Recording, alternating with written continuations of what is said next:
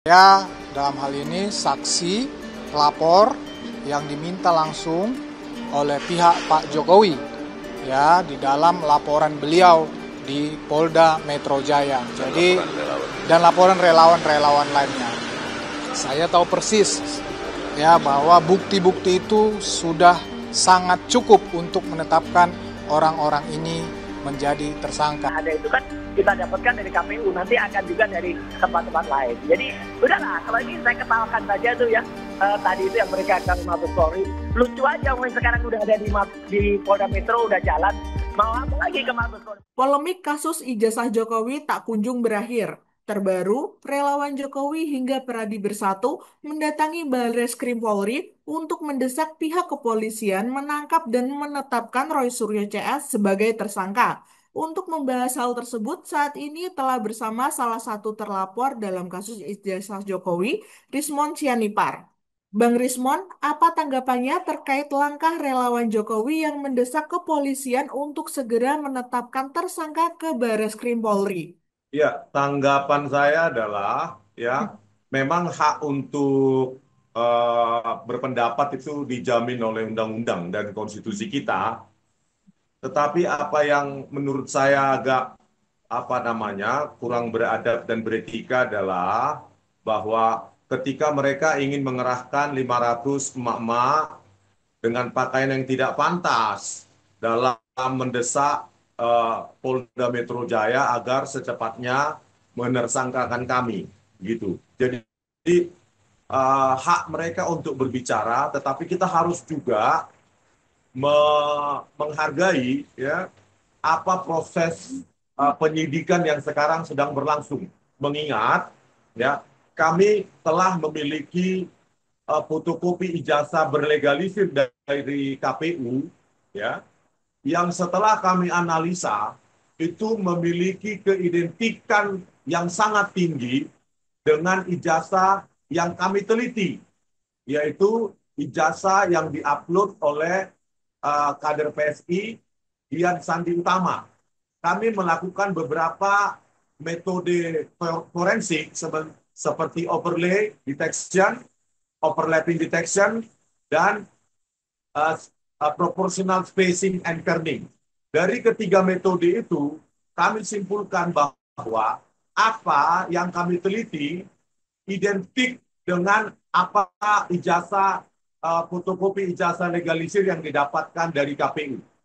Di samping juga kami telah mewawancarai kemarin ya seorang profesor di Teknik UGM ya bahwa pada tahun 1980-an sampai 1984 di UGM ketika seseorang mengklaim dirinya memiliki ijazah sarjana penuh atau sarjana lengkap, maka secara otomatis dia harus memiliki juga ijazah sarjana muda.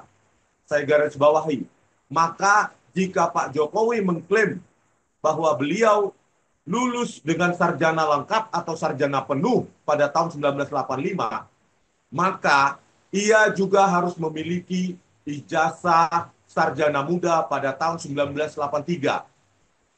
Karena setelah kami klarifikasi dengan kami wawancara Profesor Bagas di Fakultas Teknik UGM, beliau mengatakan ada 3 kali evaluasi akademik pada tahun tersebut. Yang pertama 2 tahun pertama, ya, baru yang kedua adalah evaluasi jenjang akademik sarjana muda, baru yang ketiga sarjana penuh. Jadi banyak mereka yang bisa drop out atau yang bisa hanya menempuh di sarjana muda dan berhenti di sarjana muda dan tidak melanjutkan ke sarjana penuh, dan kalau memenuhi persyaratan maka dia baru bisa melanjutkan ke sarjana lengkap. Sehingga pada saat itu baik silabus maupun kurikulum yang berlaku di UGM adalah sarjana penuh harus memiliki 2 ijazah. Ijazah sarjana muda dan ijazah sarjana penuh. Begitu, Mbak. Apa tanggapan Bang Rismon terkait pernyataan Projo yang menyatakan bahwa bukti baru soal ijazah Jokowi dari KPU sudah diperiksa Barreskrim? Oke, penjelasan saya ya di Bareskrim ya, penjelasan mereka tentang uji keidentikan tidak pernah menyebutkan metode forensik yang digunakan dan persentase keidentikan. Keidentikan dalam sains itu memerlukan parameter output persentase.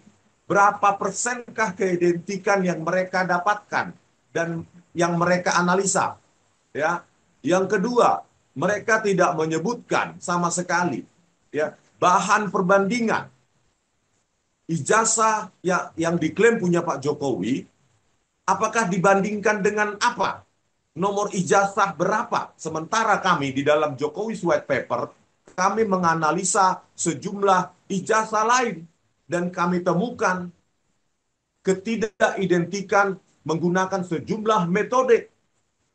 Ada sekitar 10 metode lebih. Kami buktikan ketidakidentikan antara ijazah Pak Joko Widodo dengan ijazah Sri Murtiningsih, dengan ijazah Hari Mulyono, dengan ijazah Pronojiwo. Kami terbuka. Sains adalah terbuka. Bisa diuji oleh orang lain dan bisa disanggah. Dan kami sangat sayangkan pada saat 22 Mei dilakukan gelar perkara khusus. Ya, sama saja, Pak.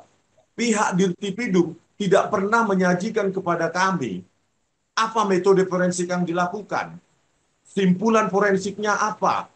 Apalagi ijazah Pak Jokowi tidak pernah ditampilkan apapun. Bukti apapun tidak pernah ditampilkan kepada kami. Oleh karena itu, ya, sering saya katakan bahwa gelar perkara yang dikatakan khusus tersebut yang seharusnya presentasi secara seksama dan mendetil, tetapi yang kami simpulkan adalah gelar perkara khusus itu jauh lebih rendah kualitasnya daripada ujian skripsi sekalipun. Ya, begitu Mbak, jelasan dari saya. Terus kalau gitu sejauh ini apakah sudah ada perkembangan atau pemanggilan pemeriksaan dari Polda Metro Jaya lagi? Oke Mbak, mengenai pemanggilan, kami siap mematuhi hukum, proses hukum yang berlaku. Ya, kenapa? Ya kami mendasari bukan berdasarkan apa yang mereka sebut dengan DFK, disinformasi, fitnah, dan kebencian, itu jauh dari itu. Bahkan pada saat pemeriksaan terakhir, pada panggilan terhadap saya di penyidikan, saya menyerahkan buku yang khusus saya tulis, yang menjadi bagian tulisan saya di buku JWP, untuk saya terangkan sedetil-detilnya kepada penyidik, bahwa ini loh yang kami analisa, bahwa inilah objek yang kami teliti. Ya, ada 2 objek yang kami teliti. Pertama, lembar pengesahan skripsi Joko Widodo yang setelah saya analisa lewat overlay, lewat proportional spacing dan kerning, itu kami buktikan bahwa itu adalah hasil Word document yang belum ada tahun 1985, yang disimpulkan oleh Dirtipidum secara sepihak dan subjektif lewat perasaan dan perabaan. Itu kami bantah. Dan saya bantah di depan penyidikan. Oleh karena itu, ya, kami siap untuk dipertentangkan, ya, diperdebatkan dengan ahli dari pihak kepolisian atau ahli forensik dari pihak Pak Jokowi. Kami sangat siap begitu loh. Sampai saat ini pun saya sendiri sangat siap untuk dipanggil kembali oleh Polda Metro Jaya perihal apa yang menurut saya yang dituduhkan oleh mereka tentang penyebaran berita bohong atau kebencian atau penghasutan atau mengubah-ubah data atau bukti sesuai dengan pasal 32 dan 35 ITE dengan ancaman 8 dan 12 tahun. Kami sangat siap. Begitu, Mbak. Eh, Lalu bagaimana pandangannya soal surat yang dikirim relawan Jokowi kepada Kapolri yang meminta ketegasan dalam kasus ijazah Jokowi ini? Oke, Mbak. Baik. Tanggapan saya ya, surat mereka itu anggap saja sebagai opini mereka. Mereka tidak tahu ya apa yang terjadi ketika kami di BAP dalam penyidikan. Mereka tidak paham itu ya, bahwa kami menyajikan presentasi ilmiah kami yang tertulis dalam buku tersebut. Mereka tidak paham itu. Saya yakin ya, para penyidik di Polda Metro Jaya lebih mempercayai apa ya yang kami jelaskan dalam penyidikan tersebut daripada desakan-desakan atau surat-surat semacam itu. Saya yakin ya, karena saya yakin ini juga menjadi perhatian dari Presiden Prabowo Subianto, jangan sampai ya, warga negara yang meneliti ijazah pemimpinnya justru dipenjara akibat desakan-desakan relawan-relawan Jokowi yang tidak pernah punya legal standing. Ini adalah personal Joko Widodo, ijazah Joko Widodo yang kami teliti, yang dipakai dalam pencapresan. Oleh karena itu, kami sebagai peneliti menjawab dengan teknik dokumen forensik analisis, ya kami simpulkan bahwa ijazah Joko Widodo itu palsu. Dalam bahasa ilmiahnya adalah fake. Kalau otentik, kalau asli otentik. Hanya dua outputnya, fake atau otentik. Dan kami jawab fake. Itu simpulan ilmiah, bukan DFK. Begitu, Mbak. Kan relawan Jokowi menyebut langkah tersebut bukan bentuk intervensi hukum. Nah, menurut Bang Rismon bagaimana? Iya, Mbak. Bagi saya, karena saya bukan ahli hukum, ya, bentuk intervensi atau tidak, ya, saya mempercayakan itu kepada sistem penegakan hukum di kepolisian. Ya, kalau kepolisian berkeputusan untuk menersangkakan kami, itu hak mereka, ya, hak dan kewajiban hukum dari kepolisian. Tetapi kami, ya, sebagai peneliti yang telah membuktikan tulisan kami dan kami eh, sebarluaskan kepada masyarakat, kami juga punya hak untuk membela diri. Ya, kami punya hak karena kebenaran ilmiah. Sekali lagi saya katakan, kebenaran ilmiah bukan milik absolut dari Bareskrim Polri. Karena saya sudah membuktikan dan buku saya akan saya serahkan kepada Pak Prabowo Subianto. Sejumlah kasus rekayasa oleh laboratorium forensik Polri ini menjadi catatan buruk. Dan ini akan saya serahkan langsung atau tidak langsung kepada Pak Prabowo Subianto. Begitu, Bang. Menarik nih, kalau misal ada penetapan tersangka benar terjadi, apa langkah hukum atau pembelaan yang akan dilakukan oleh Bang Rismon dan Bang Roy Suryo CS? Jika kepolisian memutuskan untuk menetapkan kami sebagai tersangka, kami anggap itu sebagai sebuah resiko perjuangan. Ya. Resiko perjuangan yang harus dilalui ketika kami mengkaji sesuatu dan menyimpulkan dan itu melukai perasaan Joko Widodo maupun relawannya. Terkait dengan apa yang kami lakukan, tentu kami akan berdiskusi dengan tim hukum kami. Tetapi sampai detik ini, ya, kami lebih mempercayai kajian ilmiah kami daripada pernyataan-pernyataan atau narasi-narasi yang jauh dari inti permasalahan. Seperti di samping kajian forensik kami, banyak sekali kejanggalan. Ya, seperti Pak Kasmujo yang membantah peranannya dalam membimbing skripsi maupun membimbing akademik Pak Joko Widodo.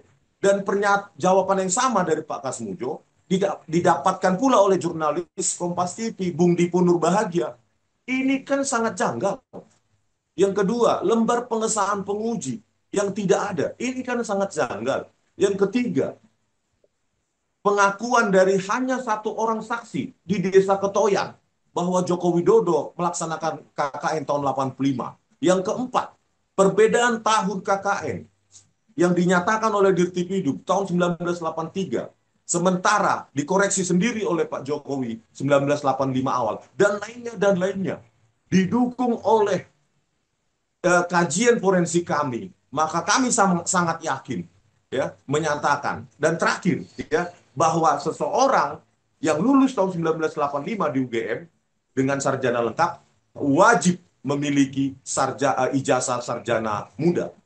Nah, dari keterangan-keterangan, dari bukti-bukti yang kami dapatkan, ditambah dengan awal kajian kami secara ilmiah yang sudah saya tulis secara bertahap sejak Maret 2025 ini, maka kami sangat yakin Yang kami inginkan bukan memenjarakan Pak Jokowi, tetapi meluruskan sejarah bangsa. Makanya yang kami inginkan Pak Jokowi untuk jujur. Apakah studi beliau di DU dari UGM, ya, di drop out, atau hanya sampai sarjana muda? Itulah yang paling mungkin riwayat pendidikan Pak Jokowi di UGM. Begitu, Mbak. Oke. Menarik nih Pak Bang Rismon. Terkait dengan penyerahan bukti-bukti baru ke Pak Prabowo. Sudah ada komunikasikah dengan istana? Belum, Mbak. Tapi saya sudah punya jalur-jalur yang menurut saya sangat berpotensi. Saya menyerahkan dua buku saya, ya, dua buku saya kepada Pak Prabowo Subianto langsung. Dalam kaitannya sekarang dibentuknya atau dilantiknya minggu depan Komite Reformasi Polri, sehingga itu menjadi catatan, ya, atau perhatian bagi Pak Prabowo Subianto bahwa kepolisian kita, ya, memang memiliki sejarah kelam dalam rekayasa barang bukti, dan ini tidak boleh dilanjutkan, apalagi dalam hal pembuktian ijazah Joko Widodo ini. Kami ingin sebagai peneliti kembalikan kepolisian, ya, agar menjadi kepolisian yang transparan dan presisi. Saya menganjurkan selalu, ya, berulang-ulang agar dibentuk badan forensik independen, sehingga output dari forensik atau simpulan forensik mulai dari akuisisi data, analisa data sampai simpulan data forensik itu tidak bisa diintervensi oleh jenderal-jenderal polisi.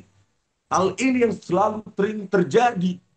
Oleh karena itu saya sarankan, ya, ketika ingin mereformasi Polri, bentuklah lembaga atau badan forensik independen yang tidak bisa diintervensi. Dan yang kedua, bentuk lembaga pengawas eksternal yang memiliki kekuasaan super body juga, yang bisa memecat kepolisian, bukan dengan skenario Kompolnas yang mandul kekuasaan, mandul wewenang, yang tidak bisa berbuat apa-apa.